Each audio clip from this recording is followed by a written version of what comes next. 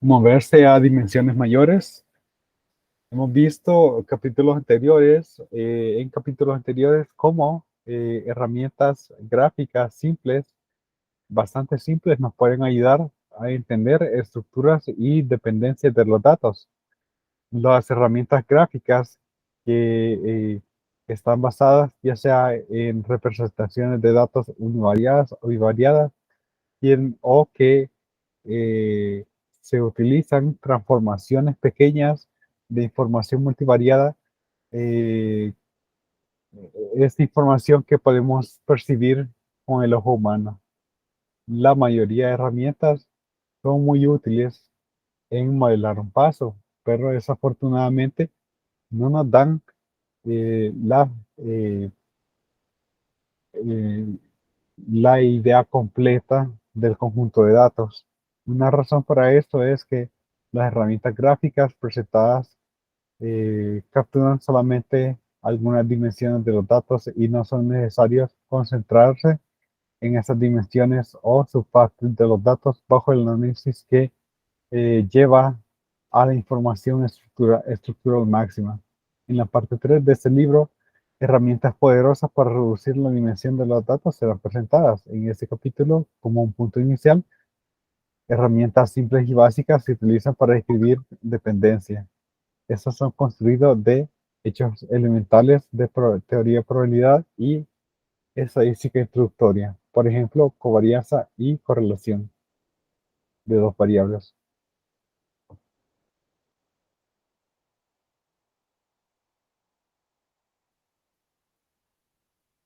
Secciones 3.1 y 3.2 nos muestran cómo manejar estos conceptos en un ambiente multivariado y cómo pruebas simples de correlación entre las variables pueden ser derivados, ya que la relación lineal que se involucran en estas medidas, la sección 3.4 presentan modelos simples lineales para dos variables y recuerdo que la prueba del el t-test, el T-test, la prueba T, no sé cómo se dice en español, para la pendiente. En la sección 3.5, un ejemplo 5 de análisis factorial de un factor de varianza, nos introduce la notación para el bien conocido prueba F-test. No sé ahí cómo se dice en español. Debido a que la notación de potencia de matrices, todo eso puede fácilmente ser extendido a un ambiente multivariado general. La sección 3.3 nos muestra cómo las operaciones matriciales pueden ser utilizadas para mostrar, definir eh, el resumen estadístico de los datos, del conjunto de datos, para obtener momentos empíricos de transformaciones lineales de los datos. Estos resultados han probado ser muy útiles en la mayoría de los capítulos de la parte 3. Finalmente, notación matricial nos permite introducir un modelo lineal múltiple más flexible, donde relaciones más generales entre las variables pueden ser analizadas. En la sección 3.6, los ajustes de mínimos cuadrados, de un modelo de mínimos cuadrados y las pruebas usuales de estadísticos nos presentan con interpretaciones geométricas. Utilizando estas notaciones, el modelo de ANOVA simplemente es un caso particular de un modelo lineal múltiple. Y esto es algo bien interesante que realmente no conocía este hecho de que el modelo de ANOVA podía ser simplemente un modelo lineal múltiple, un caso particular de eso. Covarianza. La covarianza es una medida de dependencia entre variables aleatorias, dados dos variables aleatorias X y Y. La covarianza teórica está definida por sigma XY igual a covarianza XY igual valor esperado de X por Y menos valor esperado de X por valor esperado de Y. La definición precisa de valor esperado se da en capítulo 4. Si X y Y son independientes de cada uno, la covarianza necesariamente es igual a cero. pero el converso no necesariamente es cierto. La covarianza de X con él mismo se define como sigma sub XX igual a varianza de X. Si la variable X es p-dimensional, multivariada, como está aquí, ¿verdad? Entonces, las covarianzas teóricas entre todos los elementos los ponemos en una matriz, es decir, en la matriz de covarianza. Y aquí tenemos la matriz de covarianza. Propiedades de las matrices de covarianza se verán en detalle en el capítulo 4. Versiones empíricas de esas cantidades nos las muestran acá. Pero aquí hay un detalle interesante porque dice que para n pequeño, digamos n menor o igual que 20, debemos reemplazar el factor 1 sobre n entre 2 por 1 sobre n menos 1 para poder llegar, corregir el, el bias, ¿cómo se llama? Ya olvidé esta palabra en español. Vamos a ver.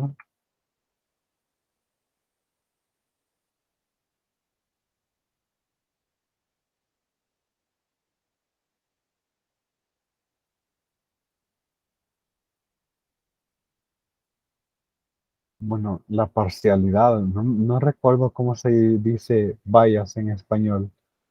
No, eh, no sé si te acuerdas ahí, Fernando, cómo decir eso en español, parcialidad. Yo no creo que sea esa la palabra que ocupan, la Ah, tendencia. los textos de estadística que he leído no lo he visto. Mm, el bias. Bueno, pues ¿cómo se llama? La parcialidad. Vamos a dejarlo como la parcialidad,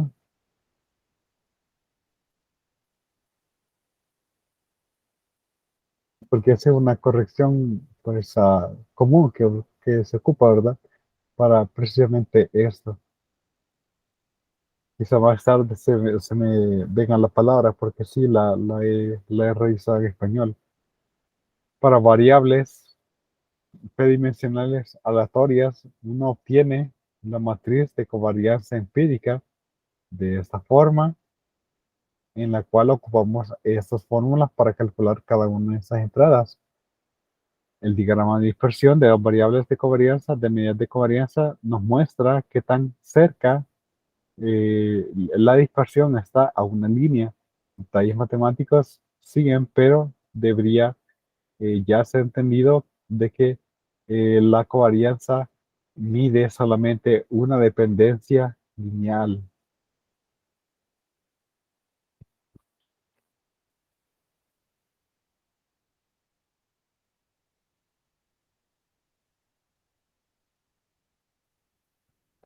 Una dependencia lineal. Vamos a ver si X es el conjunto de datos de banco entero que habíamos trabajado, ¿verdad? Uno obtiene la matriz de covarianza empírica, S, indicada aquí abajo. Aquí están los datos. Aquí están los datos de la covarianza. La covarianza empírica entre X4 y X5, que se encuentra ciertamente en fila 4, columna 5, es 0.16. De hecho, esto quizás lo podemos resaltar.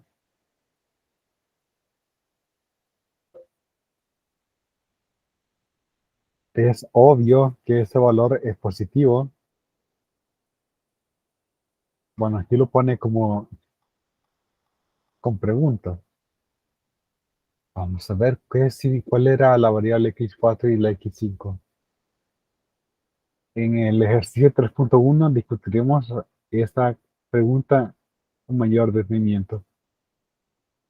Si XF denota los bancos, los billetes falsos, obtenemos esta matriz de covarianza. Y si XG los genuinos, obtenemos esta matriz de covarianza. Notar que la covarianza entre X4 distancia al marco del marco a la parte inferior del borde y X5 distancia del marco a la parte superior del borde es negativo en ambos.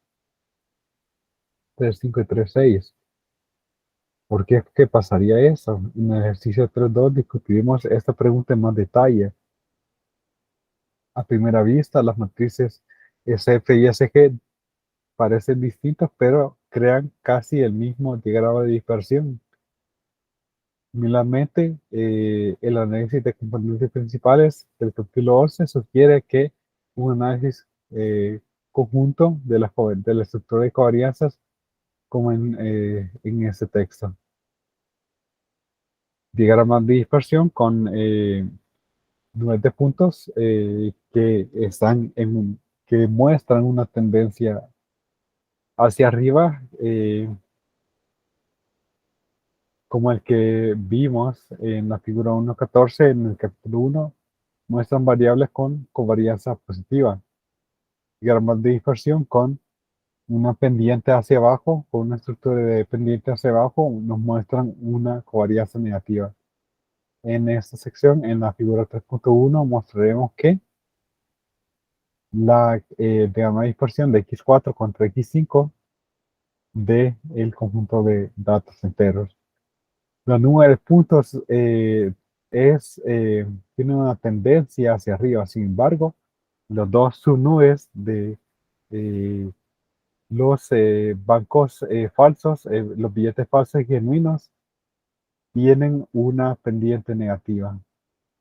Pues aquí vemos la diagrama de dispersión de X4 versus X5 y bueno, realmente más o menos se ve ahí una tendencia positiva, ¿no? Más o menos. Pero lo interesante es que si los dividimos, entonces podríamos tener nosotros una tendencia negativa. Eso podría demostrarnos que hay dos grupos de datos también.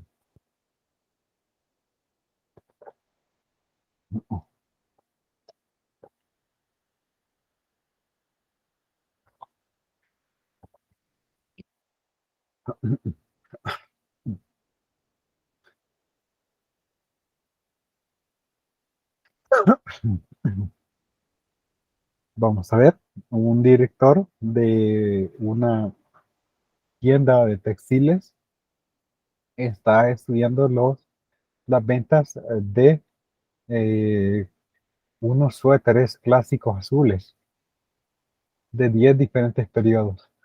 Él observa el número de suéteres vendidos X1, la variación en precio X2 en euros y los costos de promoción en, en el periódico X3 en euros y la presencia de asistentes de venta X4 en horas por periodo. Sobre estos periodos, él observa la siguiente matriz de datos. Hay que notar, por ejemplo, que hubo un momento en el que no se dio no se pagó nada por promocionarlo no hubo promoción en los periódicos. Hubo un cierto momento, básicamente en el sexto periodo no hubo promociones periódicos. Él está convencido de que el precio debe tener una mayor influencia en el número de suéteres vendidos. Entonces hace el diagrama de dispersión de X2 por X1. Ver figura 3.2. Una impresión eh, general de esta nube tiene una tendencia hacia abajo. El cálculo de la covarianza nos da lo siguiente. Bueno, aquí está la covarianza de los dos variables, menos 80.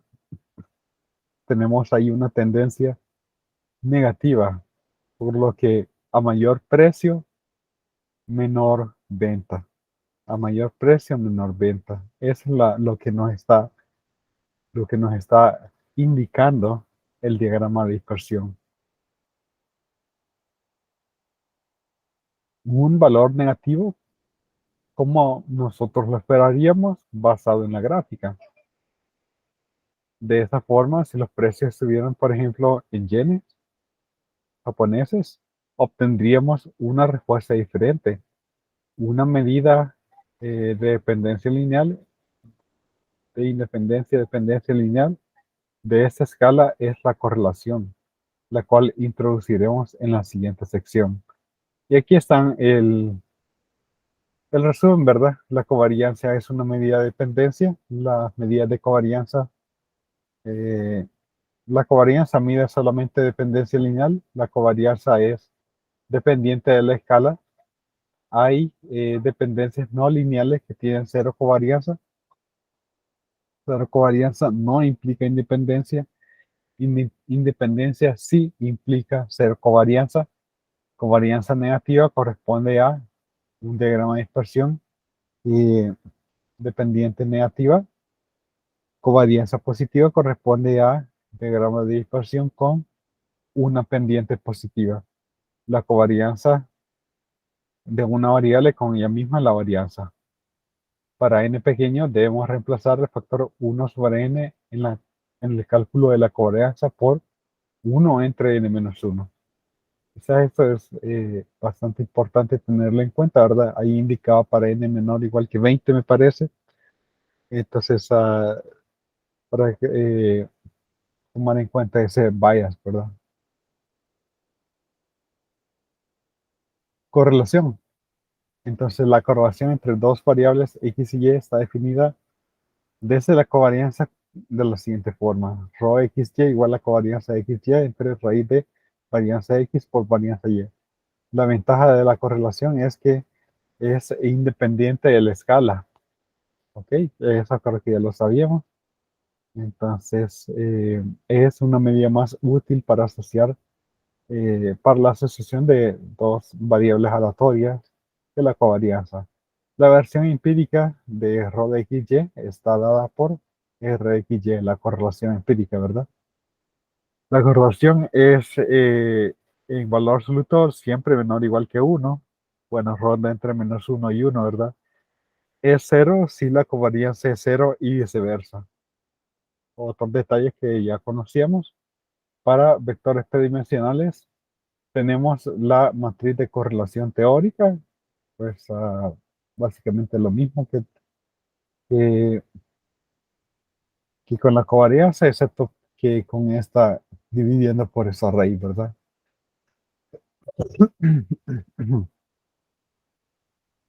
Y su versión empírica, y esta es la versión empírica, obtenemos la matriz de correlación siguiente para los bancos, los billetes reales. Aquí está la matriz de correlación y para los bancos, los billetes falsos. Como se notó antes, la covarianza x4, x5, la correlación entre x4, distancia del marco al borde menor, y x5, distancia del marco al borde superior, es negativa. Eso es natural, ya que la covarianza y correlación siempre tienen el mismo signo. Bueno, ciertamente si dividís por un número que es siempre positivo, pues estaría obviamente esperando que no cambie de signo. Ahí ese ejercicio 3.17, pero yo creo que solamente eso hay que notar, porque la correlación es una estadística interesante para estudiar, porque está relacionado a la independencia de variables aleatorias. Entonces, eso es algo importante, lo cual vamos a definir más formalmente más tarde. Por el momento, podríamos pensar la independencia como el hecho de que una variable no influye en otra. Si x y y son independientes, entonces rho de xy igual a covarianza de xy igual a 0. En general, el converso no es cierto, ¿verdad? Que si la covarianza o la correlación son cero, no implica de que si son independientes. Y aquí da un buen ejemplo, porque dice, bueno, ¿qué tal si yo tengo la variable aleatoria x normal, distribuida normal, y la variable aleatoria y igual a x cuadrado? Claramente, y no es independiente de x. Entonces, normal, estándar, es decir, media cero, promedio cero y varianza uno. Pues esto va a ser cero, ¿verdad? Esto va a ser cero. Eh, Particularmente el valor esperado de x sería cero y el valor esperado de x cuadrado sería uno. Entonces esto sería cero y como y es x cuadrado, tendríamos valor esperado de x cubo. Tercer momento se puede calcular también que es cero. Se demostró de que la correlación es igual a cero. Sin embargo, está claro de que y x no son independientes. Por lo tanto, la correlación no nos muestra, no da un resultado definitivo de la independencia a menos que hayan otros o que hayan otros resultados, otras características, como lo dice la observación uno, porque dice, para variables normales, dos variables aleatorias normales, el converso del teorema 3.1 sí es cierto, que tengan cero covarianza de dos variables aleatorias distribuidas normalmente, sí implica que sean independientes. Y dice que eso se demostrará en el corolario 5.2. Teorema 3.1 nos permite checar si la independencia entre los componentes de una variable normal bivariada. Nos permite checar para la independencia. Eso es que podemos ocupar la correlación y probar si es cero. La distribución de RxY para cualquiera XY es desafortunadamente complicada. La distribución de RxY puede ser más accesible si XY son conjuntamente normales. Si transformamos la correlación por la transformación Fisher-Z, W igual a un medio de logaritmo natural de 1 más RxY entre 1 menos RxY, obtenemos una variable que es más accesible, una con distribución más accesible. Bajo hipótesis que ρ es igual a cero, tenemos que la distribución es asintóticamente normal. Aproximaciones del valor esperado y de la variable CDW se dan a continuación. Ya tenemos nosotros estos elementos. Entonces, la distribución está dada en el siguiente teorema. Entonces, esta variable aleatoria converge en distribución a normal 0,1. Esto denotando una convergencia en distribución que se comentará de una forma más explícita en el capítulo 4.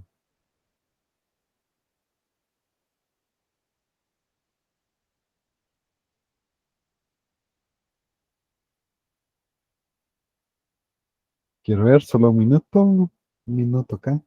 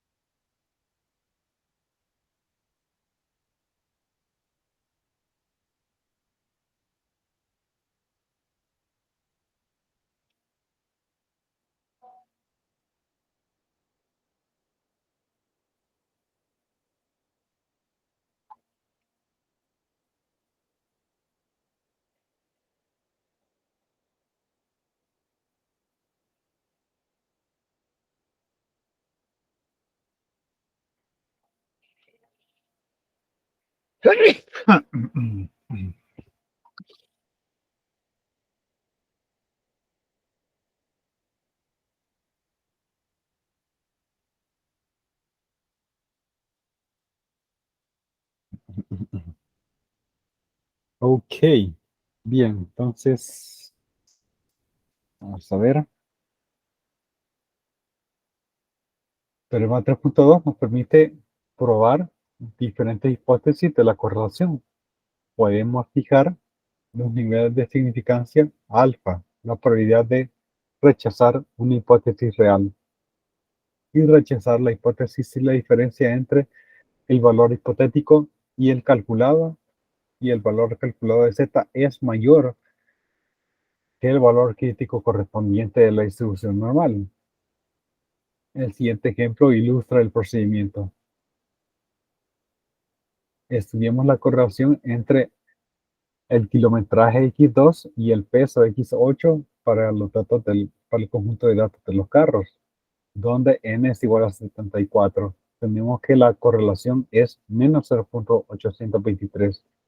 Nuestras conclusiones de el diagrama de caja y bigotes del boxplot: los carros japoneses generalmente tienen mejor kilometraje que los otros, tiene que ser revisado. De la figura 3.3 y de la correlación, podemos ver que el kilometraje está altamente correlacionado con su peso y que los carros japoneses en la muestra, de hecho, son todos más ligeros que los otros. Así de que aquí hay un detalle que sí hay que tomar en cuenta, ¿verdad? Porque los carros japoneses aquí están en círculo rojo, pues no solamente es de decir, bueno, tienen un mejor kilometraje, en el hecho de que pues consumen menos gasolina por la misma cantidad de gasolina, recorren más kilómetros, ¿verdad? Sino que el hecho que como son menos pesados los carros japoneses, bueno, pues ciertamente, pues tienen una ventaja con respecto a los carros de estos tipos. Los estadounidenses aquí dicen que están en estrellas, son más pesados. eh, y pues esa tendencia siempre se ha dado, ¿no? De que les gusta más allá tener camionetas. Y pues en Japón, pues, y países como acá también, pues, carros más livianos.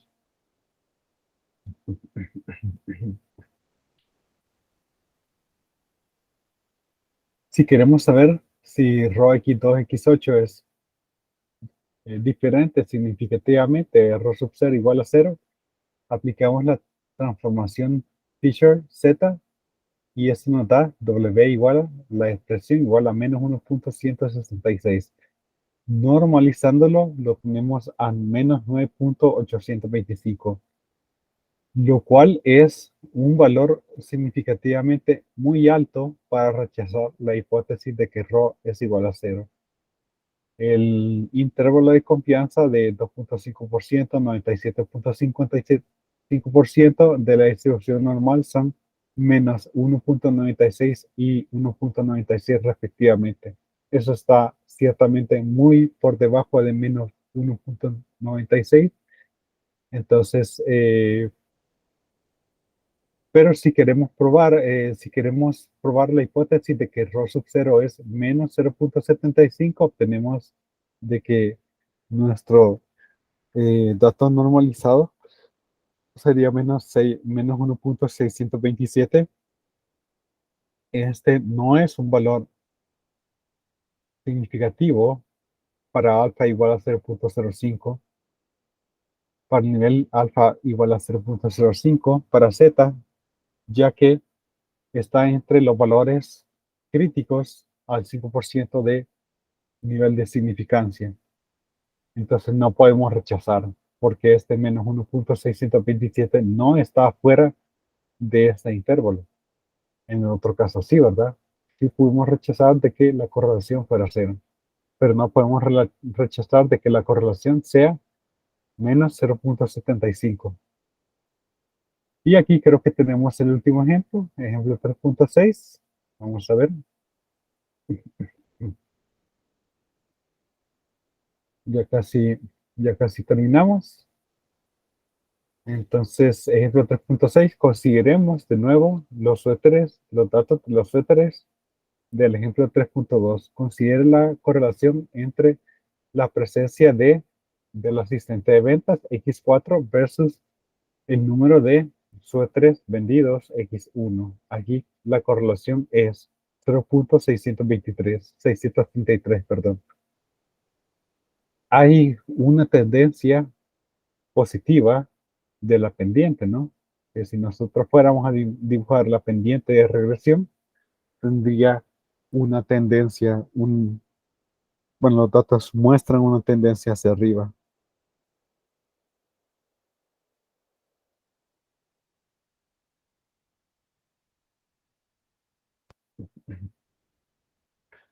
La transformación θ de ese valor es 0.646. Ahora, ya que hay 10 observaciones, entonces dividimos, vamos a ver, eh, por lo tanto, para la hipótesis de ρ x1, x4 igual a 0, la estadística a considerar es z igual a 1.974, la cual está estadísticamente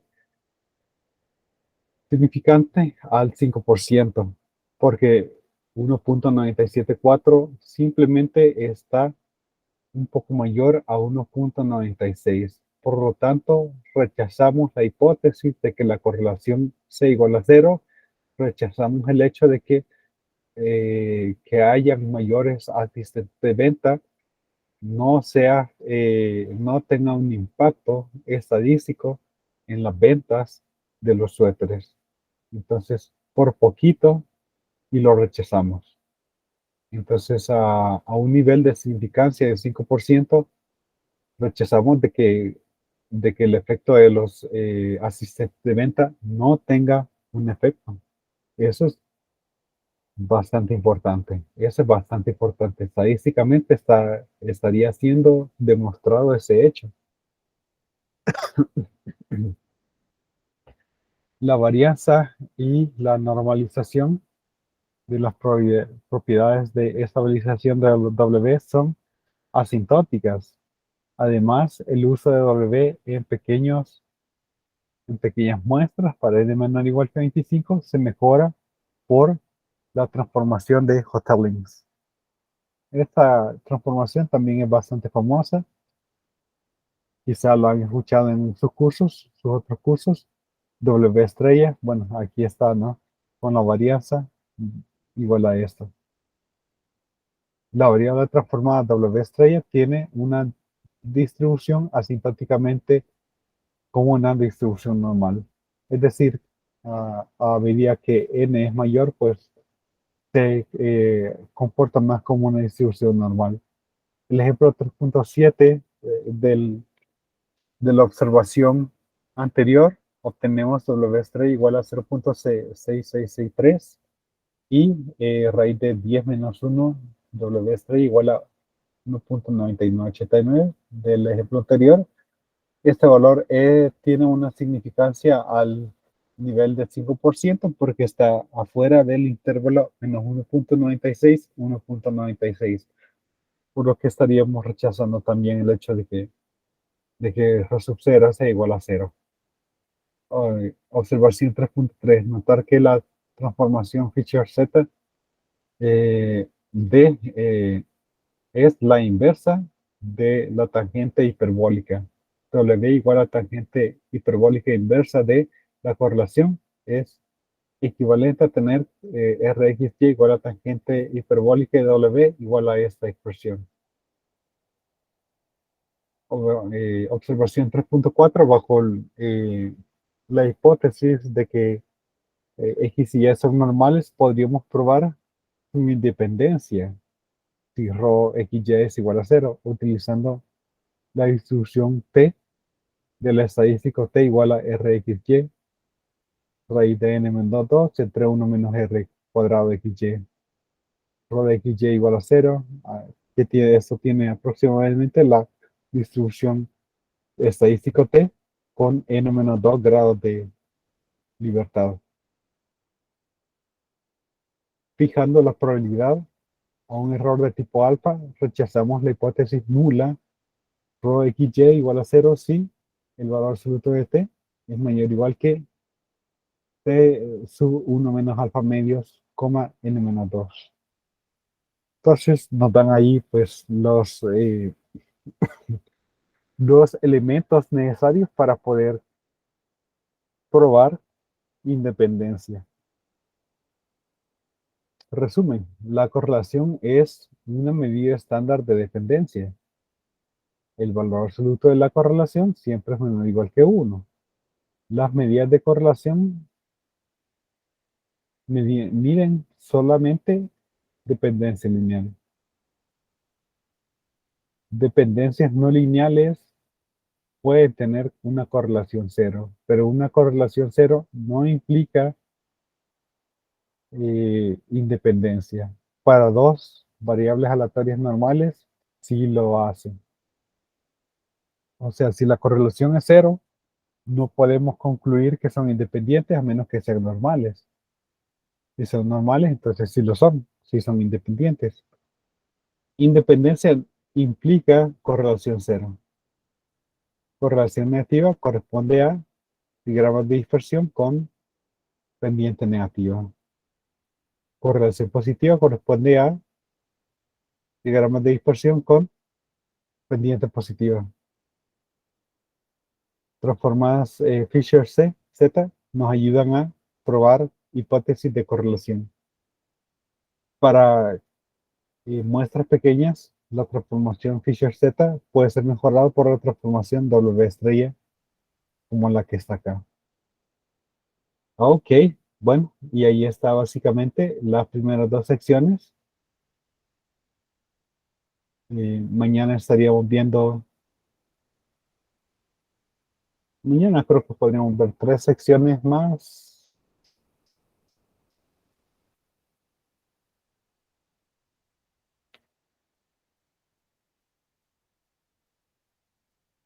Pero bueno, aquí terminamos entonces la sección 3.2. No sé si tienes preguntas, Fernando. No, iba a leer justo el sumario. Ah, el, el resumen. Sí, Ahí porque ahí está. me datos importantes. Sí, ahí están información bien importante de la sección.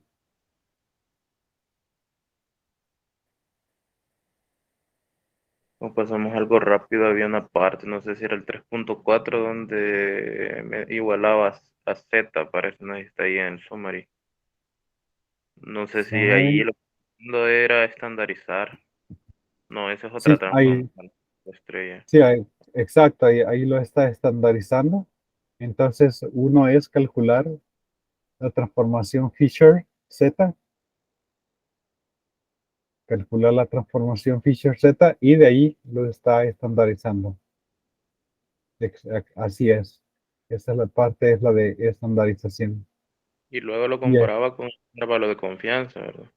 ajá, lo comparaba con el intervalo de confianza desde menos 1.96 hasta 1.96, que corresponde a un nivel de significancia del 5%. Y ahora viene la cuestión, digamos, por ejemplo, en el parcial tenemos que hacer algo parecido. Tendríamos que hacerlo, digamos, con el método que ya conocemos, construir un intervalo de confianza para poblaciones normales, no, no hay problema. O tendríamos que hacerlo con R. Bueno, lo más probable es que lo tengan que hacer así como es acá. Eh, R todavía habría que ver los problemas del final de la sección, a ver si hay, si es necesario. Bueno, si el nivel de significancia es otro, el intervalo es otro. No, porque en Bueno, R ya pero está funciones como predefinidas solo para ingresar datos y a él da el intervalo. también puede ser eso, sí. También se puede ocupar eso. Sí, sería opcional ahí ocupar R o ocupar lo que está acá. Bueno, solamente entonces. Bueno, pues ahí estamos entonces. Eh, pues mañana tendríamos ahí una sesión también a las 8:40 para poder avanzar un poquito más. Y la que Y mencionó de que iba a ser en la noche, ¿qué día sería? lunes, aunque ahí, pues sí, ahí en la mañana ahí les pregunta si tienen chance y nos reunimos ahí una hora en la noche. Sí, por ser la noche siempre hay espacio, aunque sea de una hora, hora y media. Ok, excelente. Bueno, nos quedamos hasta acá entonces y nos vemos mañana, viernes a las 8:40. Bueno, muchas gracias. Pase feliz día. Feliz día, Fernando. Nos vemos.